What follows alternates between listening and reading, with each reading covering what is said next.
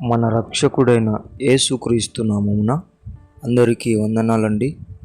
ఈరోజు దేవుని మాటలు లూకా సువార్త 16వ అధ్యాయం 25వ వచనం.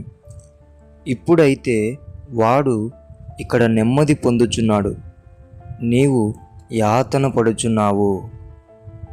ప్రియ దేవుని బిడ్డలరా, ఈ మాట లాజరు గురించి మాట్లాడుతున్న మాట. అయితే లాజరు ఈ లోకంలో దరిద్రుడుగా, ఏమీ లేనివాడిగా, అవమానాలు పడినవాడిగా మనకు కనిపిస్తూ ఉంటున్నాడు. కానీ ఆయన దేవుని చెంత చేరినప్పుడు నెమ్మది పొందుచున్నాడని లేఖనం సెలవిస్తుంది.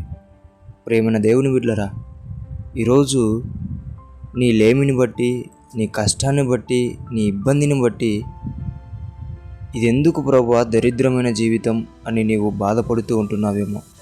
అయితే నీకు దేవుడు నెమ్మది కలిగిన రోజులను దేవుడు మీకు ఇవ్వబోతున్నాడు. ఆమేన్. దేవుని బిడ్డలారా, నెమ్మదితో కూడిన దినాలు, నెమ్మదితో కూడిన సమయం, నెమ్మదితో కూడిన ఆశీర్వాదం నీకు దేవుడు ఇవ్వబోతున్నాడు. నమ్మి ఆయన చెంత చేరు.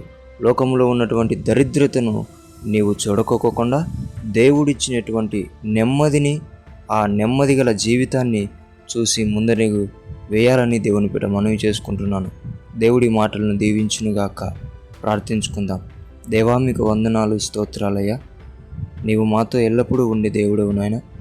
ఎవరైతే ఈ లోకంలో శ్రమను, దరిద్రతను అనుభవిస్తూ ఉంటున్నారో వారందరినీ కూడా వారు నిన్ను చేరుతూ ఉంటుండగా వారికి నెమ్మది గల జీవితం దయచేయమని యేసు నామములో అడుగుతున్నాం తండ్రి. ఆమేన్.